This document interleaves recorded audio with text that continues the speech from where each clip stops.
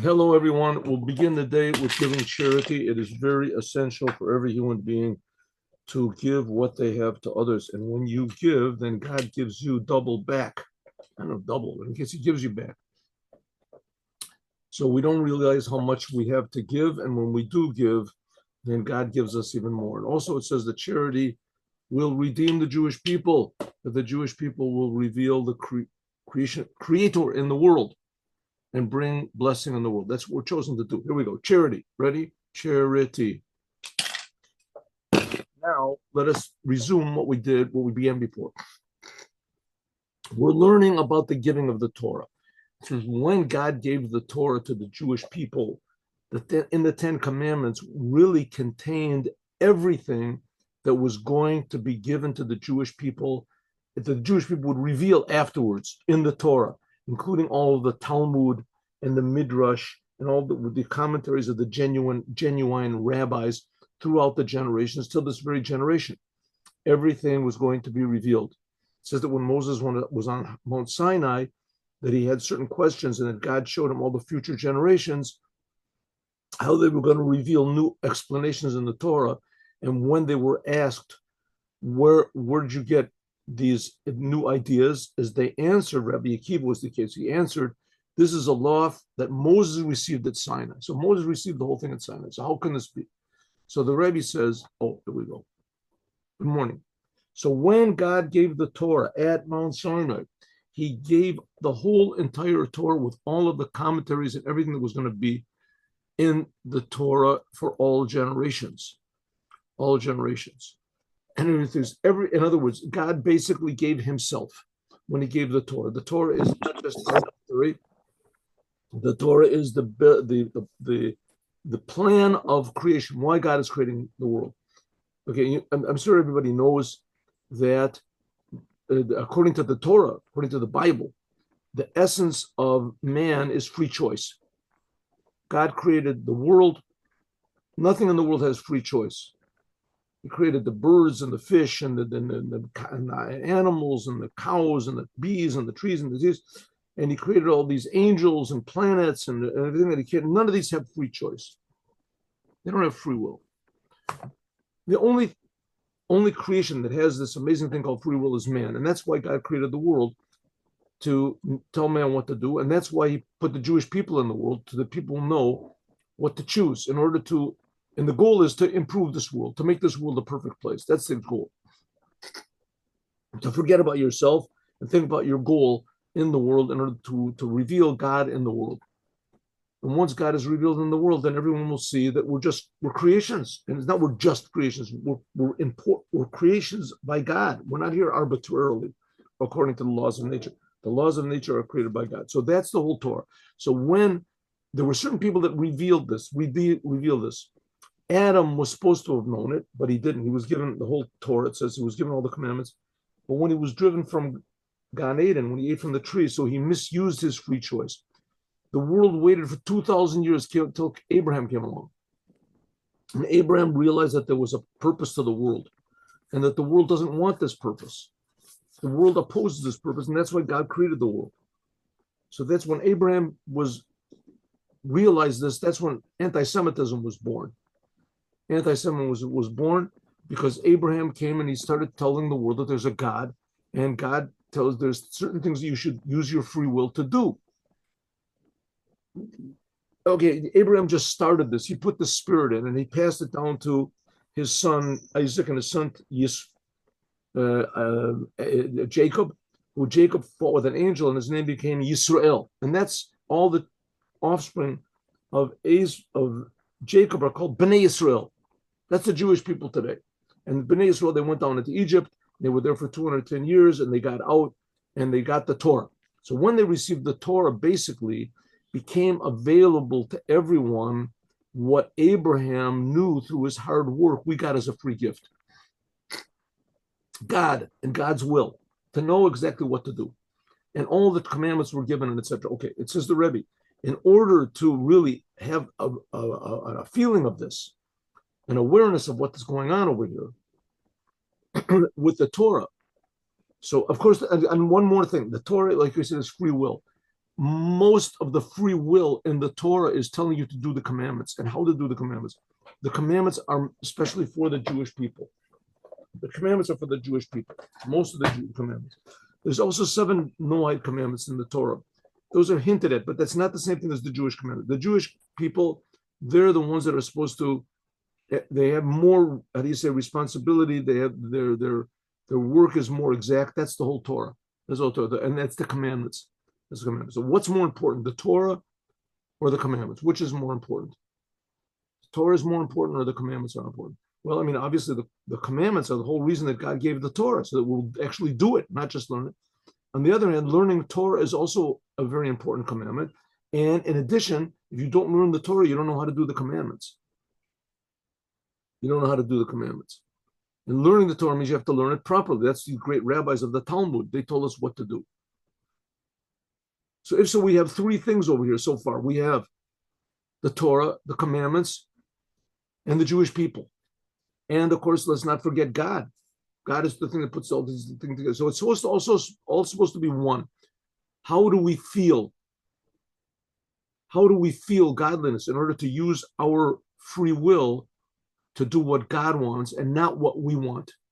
It means we have to change our whole sensitivity system. We have to be sensitive to God. We have to perceive our creator. We're being created. We have to perceive that we're being created for a purpose. We have to not be selfish, which is almost an impossible task. Almost. And that's the whole idea the Rebbe says of counting the Omer, that they cut down the standing stalks. Standing stalks, that's hinting at your egotism. You stand firmly against the creator, which is what everybody does. And so it says, first of all, you have to cut that down, and then afterwards, you can please turn off your microphone over there. Somebody's got a microphone. Okay, so the Rebbe says, therefore, a person has to first of all has to surrender himself to the truth.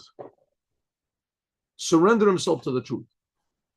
And once you surrender yourself to the truth, then you can start. Which that's basically everything. I mean, ideally, it's supposed to be the idea of going to university. It used to be. Nowadays, they're all these crazy woke ideas. But it used to be people went to the university in order to surrender themselves to the truth. You want to be a lawyer, you can't make up your own. You want to be a doctor, you can't make up your own things. You have to surrender yourself to the teachers over there, right? So that's the first step. You surrender yourself, and then afterwards you learn what to do. You want to be a doctor, you surrender yourselves to health. You want to be a lawyer, surrender yourself to justice. So Jewish peoples, they have to surrender themselves to the creator of health and justice and everything like that. And then after that, they work on themselves. It's called counting the Omer. That's the 49 days. Then you can feel that the Torah is really God's will and God's wisdom. Okay, what's more important, the Torah or the commandments? Which one are more important? So it says, well, Torah is really the most important because the Torah is everything. On the other hand, it says that if there's a commandment that no one else can do, you have to do it. Like, let's say, putting on tefillin. You have to put on tefillin on yourself. Nobody can put it for you. You can't. Somebody can't put on tefillin on their arm for me. So it's a commandment that no one else can do. So I have to stop learning Torah, which Torah is the most important thing, until it comes to a choice of a commandment that no one else can do, can't be done by anyone else, or learning the Torah. If so, you have to stop learning Torah and do the commandment. Do the commandment. Taking a lulav and etrog, you have to do it. You have to stop learning Torah. Right? The sitting in the sukkah, you have to stop learning Torah. You have to do it. No one else can do it for you. It's a commandment, and you have to do it. So, what's more important? Learning more Torah is more important until you come to a commandment that no one else can do. Okay, so the Rebbe says, in order to understand this whole entire business, what we're talking about God, our creator, he's creating us, and he gave the Torah in order to complete the purpose of man in this world, namely responsibility, to tell us what we're supposed to do with ourselves, the Torah, and the Torah's commandments. In order to feel this whole entire business, we have to understand a little bit about what God is. Okay, so again, the God of the Jews is creating all being right now for a purpose. We're not talking about going to heaven. We're not talking about any spiritual things over here. In order to appreciate it, you have to appreciate the spiritual, because that's part of the creation also. So you want to appreciate, so we have to understand a little bit about the creation, and then we can understand a little bit about the Creator. Who we're praying to, whose Torah is being given over here. Who is the Torah we're learning? The Torah about. Okay. Consequently, you'll start to realize how ridiculous it is to even think that God changed the Torah, or he changed the Jewish people. He didn't choose, he chose them, but he didn't choose them because the Jews didn't do what God wants to do. God chose somebody else. We see how insanely ridiculous to say a thing like that is. But that's the how do you say, that's the spirit of the times, right? There's no identities anymore. No identity. A man can be a woman, a cow can be a sheep, a tree can be a rock. There's no end to it. No more end of this. So the Israel can belong to the Hamas, or the most insane thing in the world. The Holy Land can belong to a bunch of decadent murderers. That the Hamas are the chosen people, right? Other people, they're ridiculous. So here we're learning about what is truth, right? What is truth? So first of all, let's just begin number one. The world exists, right?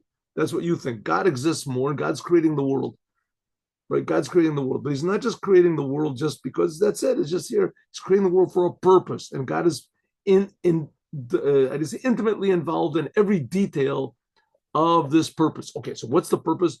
Is to the Torah, doing what the Torah says, and to transform our nature that we want to do what the Torah says. So let's understand something about God, who we're working for. Who is our boss? What's our boss?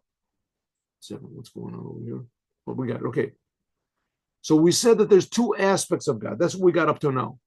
One aspect of God is how God fills the worlds. He creates all these different types of creations.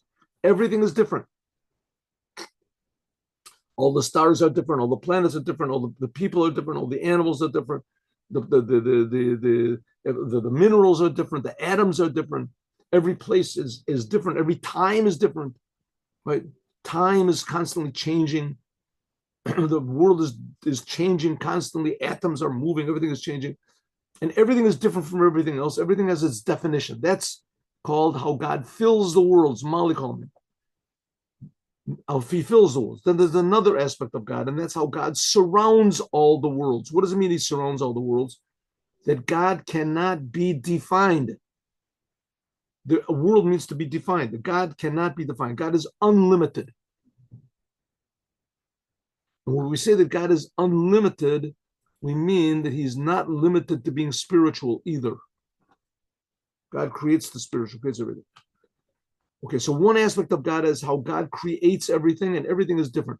Another aspect of God is that everything is the same. That all of the worlds, the spiritual, the physical, a grain of sand, the greatest angels, whatever, it's all exactly the same thing. Namely, what they exist. That's the fact of existence. And this is bechinas makif. This surrounds the helam, and it's concealed. The enoboli degil, and it doesn't come to be revealed. But moach believe in the brain and in the heart. The late machshava tafisa beiklal, there is no thought that grasps God at all. Because this comes from the essence of God. Like it says, Ani Hashem lo sheniti, I am God, I never changed. And there's no comparison to God at all. But maybe we can think about this a little bit. There's all these scientists and whatever it is that they say, was the world created? Was the Big Bang and everything like that? And so they give the solution. Scientists give the solution. There was some sort of evolution, some sort of evolutionary process that occurred. There was a big bang, there was a black hole, there was something, right? And everything sort of evolved from this. Okay, that's the question was there such a thing? Wasn't there such a thing? But nobody asked the question, right? Nobody asked the question, how does everything exist? Where does existence come from? Existence. Where does existence come from? The Big Bang, there was something that banged, whatever it was, a black hole. There's negative matter, positive, but there's matter. There's something. Consciousness. Consciousness is a thing. Consciousness is a thing. Vacuum is a thing. Nothingness is a thing. How does existence come into being? So that's no question. Nobody asked that question. That's a stupid question, right? Everything always existed, right? Wrong. Judaism says it's not so. That 5,785 years ago, there was no time, there was no existence, there was no atoms, there was no vacuum, there was no black hole, there was no existence. What was there? There was the essence of God. There was God. Well, so God existed, didn't he? There was an existence. No. God doesn't exist in any normal way you can possibly. That's what's called Sobiv Kolom, how God surrounds the worlds. That God fills the worlds means that God is the prime mover. He's the beginning, and He creates everything, right? So that's logically you can come to that conclusion. But the fact that existence has a source to it, and that's not logical at all. It's not necessary. You don't have to say it. What do we care? What do we care? It says that's talking about the essence of God. In koach b'shum nivra, no creation can possibly understand, which every creation, which we are being created from nothing, mi'ayin, what it just called nothing, right? Before the black hole, before the whatever it's called. Lahachil gilazet. No one can possibly understand what this is. Shaloyit batal b'metzias mamish, and when it's revealed, we'd be totally negated. This is something like the Torah. The essence of God, the godliness that revealed the Torah. That's why people couldn't take it. Nevertheless, the rabbis say, there's a story, it says that Daniel, the one who was thrown in the lion den. So he had, his three friends were with him. Was it Michael and Azariah? Why do I always forget this? Anyway, Daniel was together with his three compatriots. They were very holy people. Daniel was more holy than they were. He was higher than they were. Why do I forget their names? It says that, what is it? Meshach, Abednego, they were called. That's what the king of Persia. The king of Persia, he conquered the whole world, and he wanted to enhance his royal court, his wise men. So he took the wise people of the Jews and he made them part of his royal court. So there was Daniel and his friends. So it says, there was a story that they threw the three of them, they threw them in the fiery furnace, and Daniel got thrown into a lion's den, and they all came up. Amazing stories, read. But it says once they were walking on the river, and there was a great revelation of God. It says that his three friends, they fell on their faces from fear.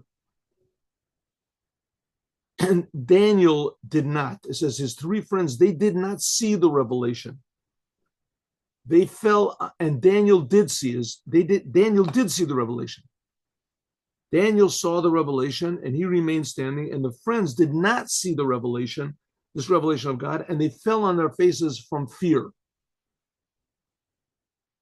So the question is, 1 second, if his friends did not see this revelation, why did they fall on their faces from fear? They didn't see anything. So it says the ihu lo chazi, that they did not see mazlei chazi, but their mazal did see. What's mazal? The mazal, we'll see, that means the essence of the soul. We'll see in a second. It says God, Daniel, and his companions of Anashim that were with him, like it says, Re'iti ani levadi.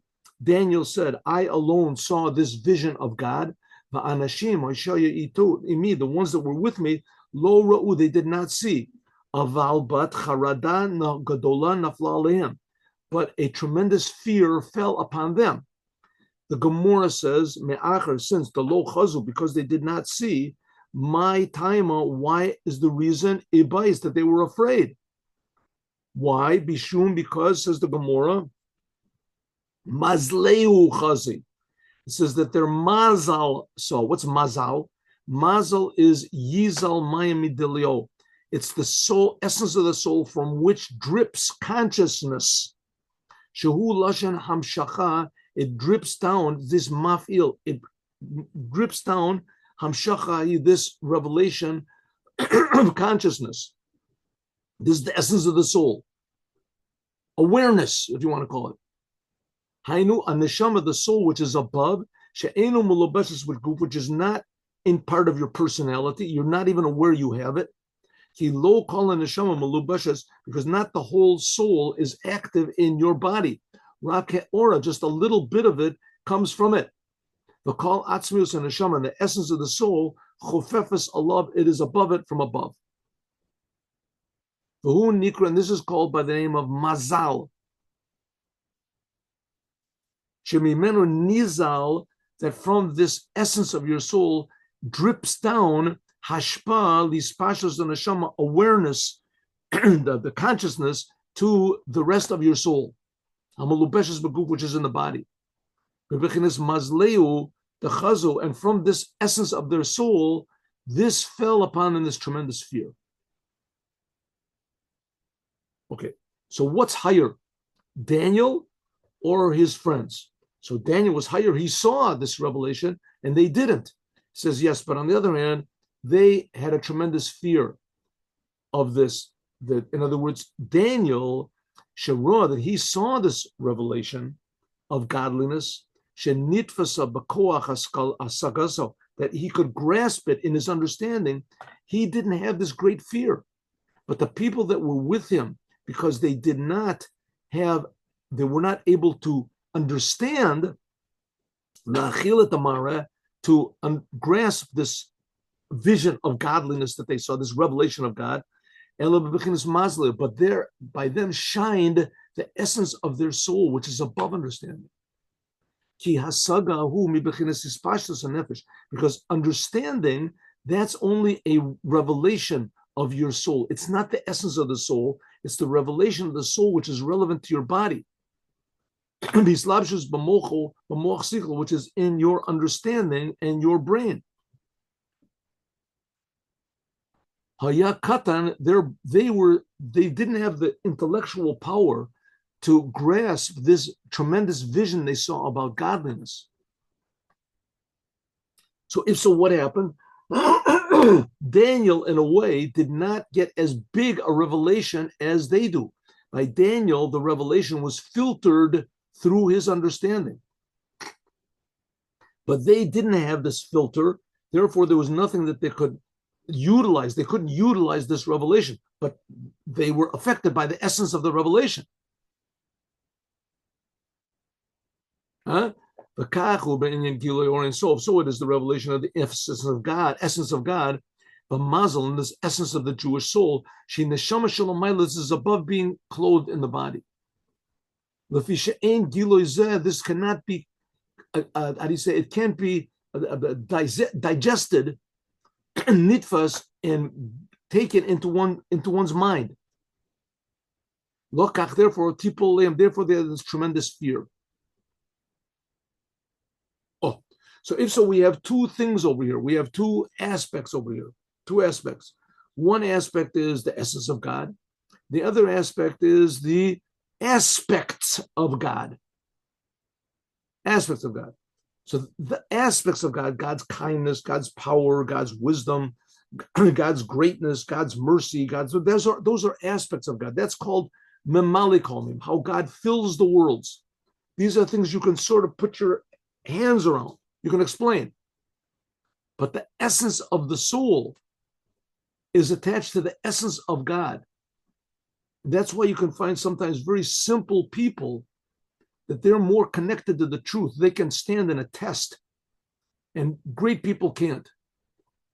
Sometimes you can take a simple person and say, here, take $100,000, change your religion. person say, no way, I'm not going to, what are you talking about, change? Take $1 million, no, $10 million, change your religion, go to the church. Say, no way, I'm not going to go to the church. No way.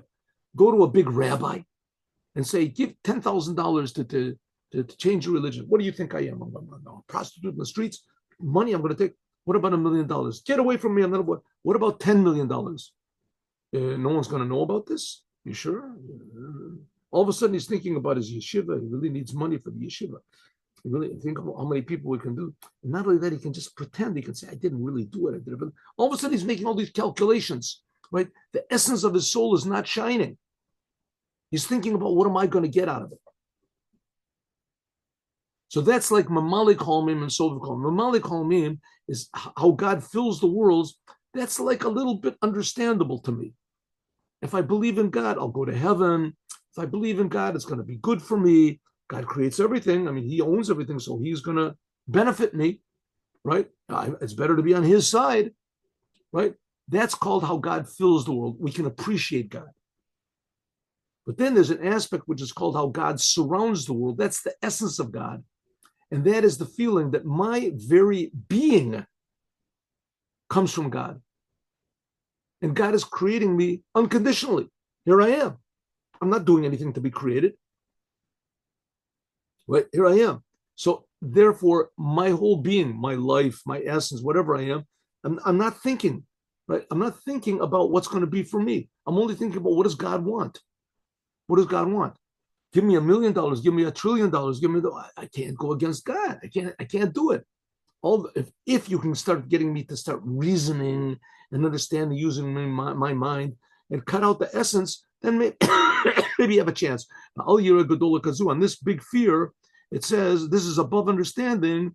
In Mazleo, this is what's the essence of the soul. Here he calls it the mazal of the soul. It says, Im ein chachma ein hira. If there is no wisdom, then there can't be any fear. What does it mean? Like it says, V'yitzivenu Hashem lasot et kol hachukim elu lira. Like it says, God commanded us to do all these commandments to fear God.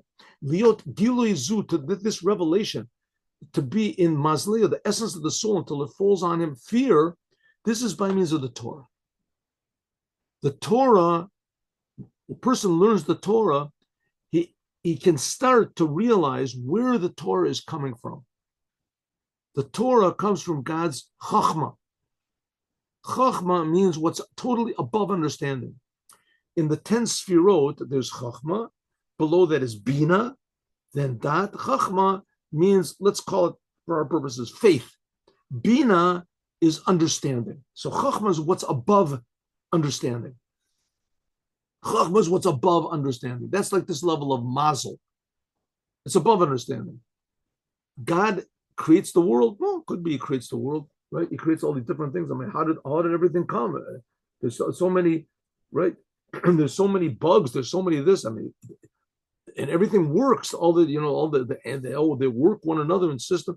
Either we can say that it was evolution, which the chances of it being evolution, that the human eye should coordinate with the human tongue, that we can speak about what we see and we can this. The chances are like 120 billion to the 120 billion power that it should work out. But it could be. And it works out, right? If there's infinite number of worlds. So what happens, this world, it works out. Could be. But the fact that God creates the world from nothing, there's absolutely no mathematical chance of being a thing like that. That God exists and he creates the world from nothing, that makes no sense. Doesn't make any sense. There's no example in the world of something coming from nothing. We don't even know what nothing is. We don't have no idea what nothing is. Like I said in the last class, I think, but you can contradict me, that even physical nothing, they can't create a perfect vacuum. Is that true? I'll look it up. I don't think that or get to absolute zero where there's no movement. They can't even physical nothing they can't get to. And absolute. And then we're talking about existential nothing. What does that mean? We can't even understand what it means. And from that's how God creates the world. That's what's called God, how God surrounds the worlds. That's called bittul, total surrender to God. What does it mean, surrender to God? Because we really don't exist. We're big miracles. God is creating us all the time. God does not, this revelation of God doesn't, it can't be grasped except one who totally surrenders himself to the Creator. Hainu, that's the Torah. The Torah is called God's Chochmah. We have to understand the Torah. The Torah is wise. So that's the aspects of the Torah. But the essence of the Torah is that God himself is giving it now. Shehu v'chachmaso echad. The God and his wisdom, we're misusing the word chachma, but I can't think of a better word. And that's how it's always translated in usual. Chachma is wisdom. So God and his chachma and his consciousness, if you want to call it, are one. Yehu amada, because God is the knower, he's the knowledge, he's the known. It's not three things, right? Not three things. Here I have a cup, right? And there's me, and there's the cup, and then there's my awareness of the cup. Here's a cup, right? Here's a cup. Here's me, and there's my consciousness, which connects between. There's three things. By God, it doesn't work that way. By God, God is the knower. He's the knowledge. There's nothing except for God. How does this work? That's the Torah. The Torah is what's called God's consciousness, God's awareness, chachma. Hu chachmaso ve'echad, and God and his consciousness are one. Because God is the knower, he's the knowledge. The Ikar Gilui, the main revelation of the Torah, is God's wisdom. This is this level of mazal. This is this level of mazal, the essence, fear of God. Why fear? Because our existence totally depends on God. That's like, it's like stepping into an elevator shaft, thinking there's an elevator, and realize, wow, there's no elevator here, right? We're depending, our whole existence depends on nothing. It depends on absolutely nothing. We're being created from nothing, right? Well, that's pretty unstable life, right? It says no, God is creating this nothing. All being is being created by God. So God, if there's nothing more stable than that, God is creating us purposely because he wants us to be here. He wants us to be here. And that feeling, that's the essence of the Torah. That's the Torah is telling us God wants you to be here. I have a plan. This is why you're here, to do what it says in the Torah. You're important, everyone. Shemazal v'mamshich, this comes from the essence of the soul, from the essence of reality, that it draws down this revelation into the Torah Shalafanin, which is in front of us, which the Torah is physical. It's a physical book in the library. It's got laws in it. Okay, so that's the Jewish people. The Jewish people, that's why there's rabbis that when they say that Judaism is not a religion, that's what they're talking about. Because religion is part of reality, and Judaism is reality. It's the expression of the Creator himself. Being a tlat kasharim. So if so, we don't understand what reality is, and for sure we don't understand what the Torah is. The Torah reality as we know it. That's how God fills the world. Fills the world. Everything is different from everything else. And the Torah, that comes from the oneness of God. How God is before he created anything. The reason for creation. That's what the Torah is. The Torah is a book like any other book. It's got this. Says that's what it looks like. But the fact of the matter is, that's also the same thing about the world. The world looks real, right? It looks real, but the world is always being created by God constantly. You see that? You feel it? No. The Torah is the key, the door that's telling us that there's a creator. And every word, every letter of the Torah is exactly the will and the wisdom of the creator. It says that there are three things that are tied one to the other. This is in the Zohar, it says. Yisrael, the Jewish people, are tied to the Torah, and the Torah is tied to God. Three things are tied together, right? Jews, the Torah, and God. So the Torah is like in the middle. Yisrael, the Jewish people, they're called Chaylin, the right of Azor. They're called the soldiers of the Torah. Chaylin. Alpi, like it says, the hosts of the Torah. Right is the Torah in the Zohar. Alpi, like it says, Sa'u et Rosh B'nai Yisrael, like it says, count the number of the Jewish people. That's this week's Torah portion. Why could the Samach Rabbah means 10,000, the 600,000 letters of the Torah. If you count the letters of the Torah, you'll find 600,000 letters, but you have to know how to count them. Because if you count just the letters as they are, there's about 1/3 of that, something like that, maybe even less. So there's a way to count it. You count the vowels, you count the points, you count the this. And anyways, it says, that's what it says in the Zohar, there are 600,000 letters of the Torah, and they are the source of the 600,000 root souls of the Jewish people. Every letter of the Torah is a source of another soul. So we're saying the Torah comes from God's essence, and we're saying that the Jewish soul also comes from God's essence. That's what that's what the partners of Daniel saw. Hananiel, Mishael, Azariah. That's their name. Hananiel, Mishael, Azariah. That's the name of the three friends of Daniel. So the essence of the Jewish soul is connected to the essence of God. That's this level of mazel. The essence of the Torah is also connected to the essence of God. That's God's, what we call chachma. When a Jew learns the Torah below, tit orer is aroused, the essence of the soul above. That's this level of mazel, and it has to draw down, and then that draws down or reveals the essence of God, which is in this level of chachma, of God's chachma, the highest of the 10 sefirot above. That's the source of the Torah. That there, the sword, shesham yesodata, and shel and neshama, there, the souls of the Jews are connected, Bahari Kodesh, what's called the holy heights. The Yod Nimshach Bechin is Giloi, to be revealed in Mazla, in the source, in the soul, which is the source of the soul. Okay, so the Torah, therefore, is above the Jewish people. That's what it says. There's God, the Torah, and the Jewish people. So the Torah is connecting the essence of God to the essence of the Jewish people. And that's what we saw with the friends of Daniel, that they fell upon them this tremendous fear, upachad v'charada, because of the revelation of this godliness, which was mazleo chazir, something like what it was in Mount Sinai. That's what it was in Mount Sinai. Okay, now we have a big, long parentheses over here, which we are going to skip the parentheses and go to the next page. Here we go. Okay.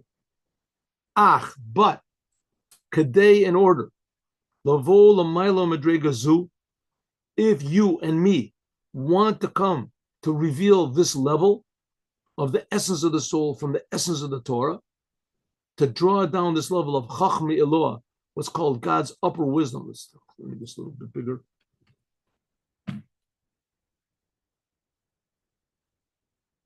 The source of the Torah, where this is the essence of God revealed, to be united with us. You want to reveal this when you learn the Torah. I mean, there's thousands, tens of thousands of young boys that learn the Torah, and they don't feel this in a revealed way. I guarantee you. I mean, I know that I don't. Right? Says the Rebbe, you're missing something. It's there. In order to do this, is that we should have this tremendous level of fear and awe of God. That says if there's no fear, there is no wisdom. This is what's called the lower fear of God, doing the commandments. Okay, so we're going to stop here, but I want to summarize what we're saying over here. There's two levels of fear of God. A fear of God is a very good thing. Fear of God is life. Fear in general, proper fear, is a good thing. Very good thing. Let's just take a simple example. Conscience. You have your conscience, right?